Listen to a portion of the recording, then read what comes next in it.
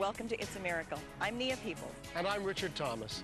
The reaction of people who've experienced a miracle in their lives seems to be universal. They're all extremely thankful. And this feeling of gratitude is particularly appropriate during the Thanksgiving holiday. It's a time for being grateful for the many blessings that life has given us. And it's also a time to share our good fortune with people less fortunate than ourselves. That's what happens in our first story, when a young mother receives a very special Thanksgiving gift, only to discover that the woman who gave it to her was not everything she appeared to be.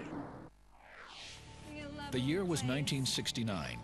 Ivy Olson, a recently divorced and struggling young mother, was moving into a modest one-bedroom apartment with her two sons.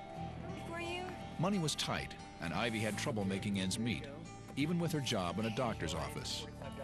Her situation became particularly troubling during the holidays. One of the hardest Thanksgivings I ever have had was Thanksgiving after I was divorced. Waking up for Thanksgiving, realizing that nobody had invited us to their home. The only food we had in the home were 3 hot dogs, and it was an overwhelming feeling of what have I gotten into, and how am I going to get out of this? I was down. I really felt despair.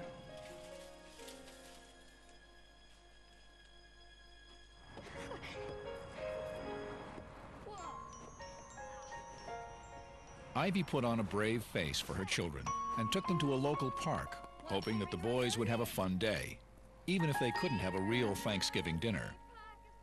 Coming back from our little picnic, though, I can remember the boys saying, "Mom, we're so hungry." And I knew there was absolutely no money, no food, nothing. I don't think I've ever felt so alone as I did coming back, wondering, how are we going to do this? How am I going to do this? But as she started up the stairs to her apartment, something incredible occurred. Honey! And this little old lady came out of the bottom apartment, and she says, "Oh, honey." I cooked Thanksgiving dinner for you and the boys. And I'm just looking at her. I'd never seen her before. It was just a complete stranger. Oh, no, we couldn't impose. But the woman was so insistent that they join her for dinner that Ivy couldn't refuse. Okay. Thank you so much. The woman's invitation was a prayer answered. Entering the apartment, Ivy felt immediately at home. And it was all dimly lit, and the kitchen table was just loaded with food, and she was just so incredibly sweet. See, we're going to have to carve the turkey. Her presence was like electricity. She had a sparkle in her eyes. There was life in her. You know how in the presence of some people you feel so absolutely comfortable? That was what she created that evening for us. Food, yes, lots of it.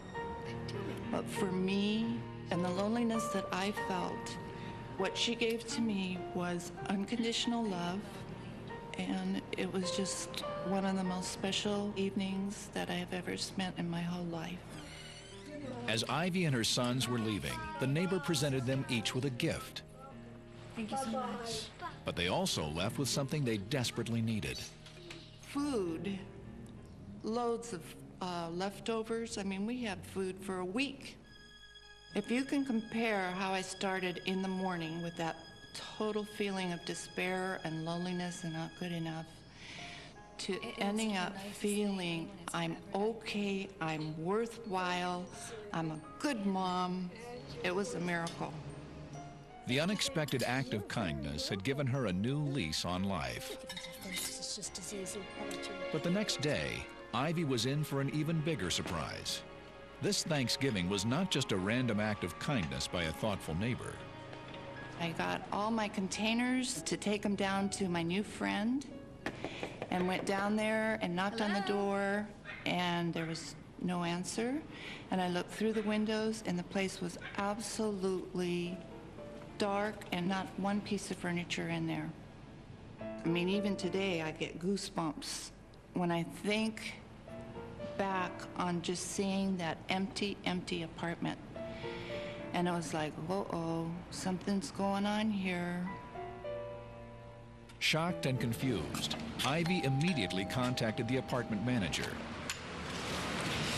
Yeah, what can I do for you? And I go, where's the little old lady that was in that apartment? 15's been vacant for 10, 12 weeks now. And I said to him, no, you don't understand. I had dinner there last night, Thanksgiving dinner. And he gave me this weird look, like maybe I should be in an institution or a hospital. Ivy, are you feeling okay? And I can remember just looking at him, absolutely knowing that a miracle had happened in my life. And I just thanked him, turned around, and walked up those steps to my apartment. Oh, honey, I cooked Thanksgiving dinner for you and the boys, but... As she returned to her home, Ivy began going over the events of the previous evening in her mind.